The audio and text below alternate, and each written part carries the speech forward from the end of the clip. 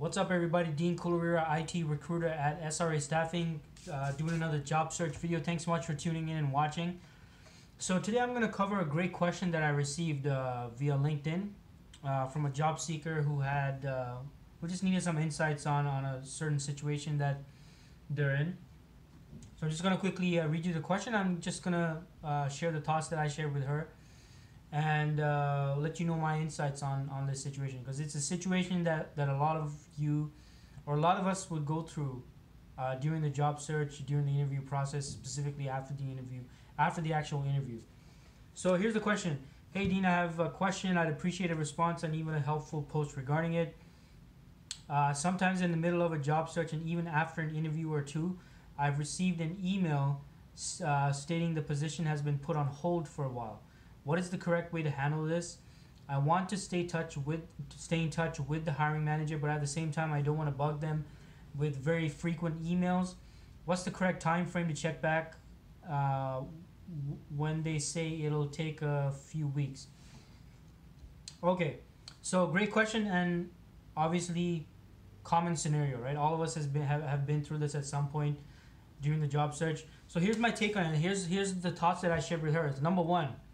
The first thing you need to be doing in this situation, like when they get back and say, look, the position's on hold, whatever, etc., etc. Number one, you need to start filling up your keep filling up your pipeline with other job opportunities, right? Because when it posted on hold, it could be for a variety of reasons. It could be that they found someone internally or externally or wherever, maybe from another source.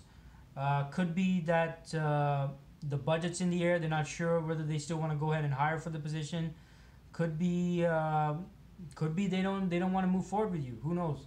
But I'm not just sharing. I'm not just being negative. I mean, it could very well be that they just need to gather the right decision makers or the stakeholders involved in making a final decision before they can actually get you on board. So, what I'm saying is that there could be a variety of reasons, right? So you don't want to put all your eggs in this one basket. Because it could be that it could be the case that they decide not to move forward or whatever the scenario is, and guess what? You've got an empty pipeline now. Like you have no other opportunities to consider.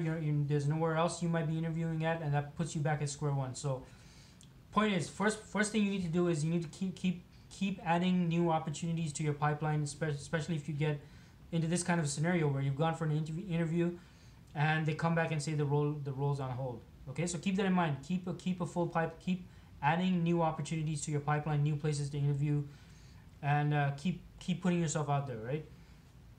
Now the other point is, what else was she asking? I want to stretch with So how do you stay in touch with the hiring manager, like in order to follow up, without coming across as annoying? Okay, that's another great question, right? And I've covered this actually in previous posts.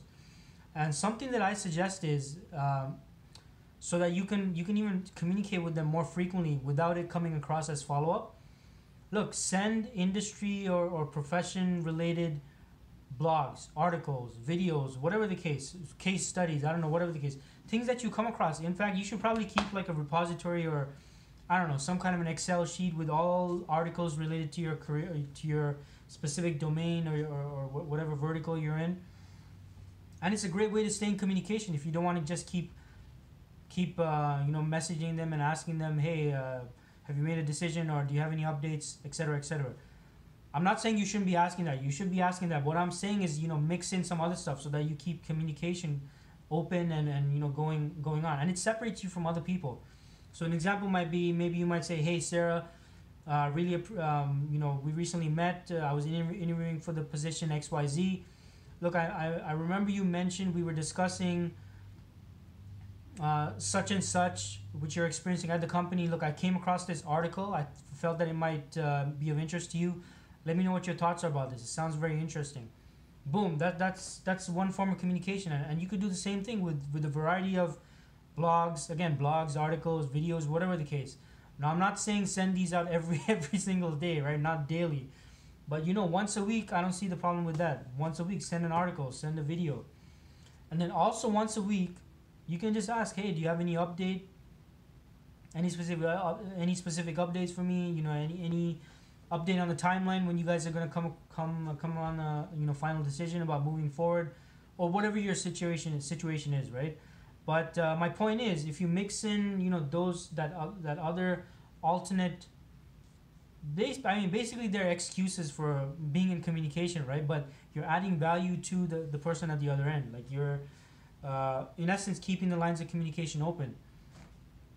And in addition to that, another important aspect, and I talk about this as well, about follow-up is, aside from knowing where you stand, aside from staying in communication, it's basically staying out of obscurity. Like staying, and what I mean by obscurity is the situation where someone doesn't know you or someone doesn't remember you or some similar situation like that.